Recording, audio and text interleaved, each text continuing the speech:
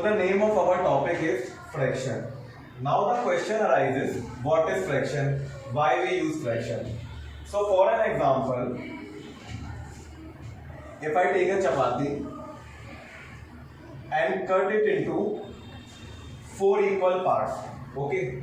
So basically we use fraction whenever we divide a complete thing into a sub-equal part.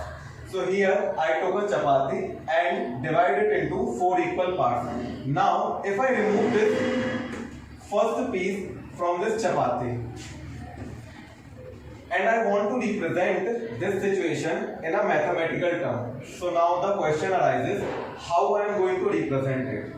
So here the total number of parts are 4 and I took out the one part from it. So if I want to represent it, I will represent it like this, 1 out of 4. This one that I took out and the 4 is the entire chapati. Like for example, if I want to represent how many parts are left, so I can write it like this.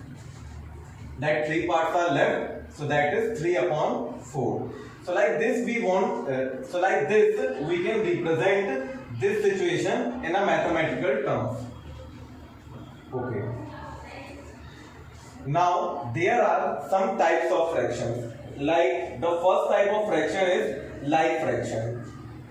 Very clear in our mind that whatever is written above this line, we call it numerator. We call it numerator. And what is written below this line, we call it denominator.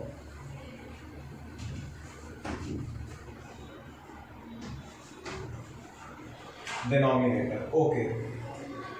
So such type of fractions whose denominators are equal, are same, we call them right fraction. Like for an example, here 1 upon 4 and 3 upon 4 both have the same denominator, both have the 4 as their denominator. So we call them as a like fraction.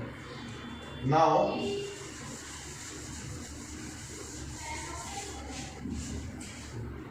if we have fraction like 5 upon 6 and 7 upon 8, here the denominator of both of the fractions are different. Here we have 6 and here we have 8. So if the denominators are not equal, we call them unlike fractions.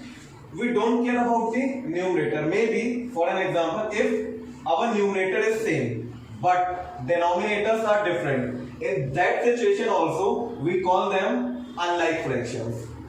Now the third category is proper fraction. It is very much clear from the word proper. Proper means if our numerator is small like 7 and denominator is greater. If the denominator is greater than the numerator, then we call it a proper fraction. Like for example, one more example, 6 upon 8. Here our denominator is greater than the numerator. Then in that case we call it a proper fraction. Now if we do the vice versa of this situation, if our numerator is greater than the denominator, in that case we call it improper. It is very obvious, if the bigger one is above and the smaller one is below, then in real life also we call it improper. So in case of fractions also, here 10 is greater than the 8, so then we call it improper fraction. Now the last category, mixed fraction. So it is clear from the term mixed. It is a mixture of two types of fraction. When a whole number like 3, whole number and a mixture of improper fraction, like for example 5 by 7. When we write both of these fractions together, we call them as a mixed fraction. Now if I convert this fraction there is a method to convert a mixed fraction into a improper fraction. Like first we do the multiply the denominator with the whole number, and whatever our answer will come, we add that number with it. 7 3 is 21, and then 21 plus 5 26. The answer will come 26 by 7. It is an improper fraction. Whenever we solve any kind of mixed fraction, we will always get the improper fraction.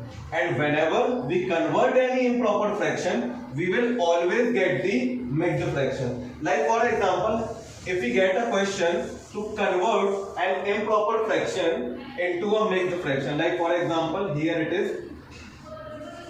Here is a fraction 26 upon 8. It is an improper fraction because our numerator is greater than the denominator, and we want to convert this improper fraction into a mixed fraction. So there is a method. Okay, the one thing that we must need to clear in our mind, that the denominator will always remain same. So the denominator will be 8. Now the question arises, what will come in the numerator and what will be the other whole number. So here we divide 8 and 26. 8 here, 24, 2. Whatever our remainder will come, it will become the numerator, and our quotient will come as a whole number. So this is the method. By simply dividing it, we can easily convert an improper fraction into a mixed fraction. And to do the vice versa of this thing, we simply first multiply with the denominator and then add. 8 multiplied by 3 24 plus 2 26, and the denominator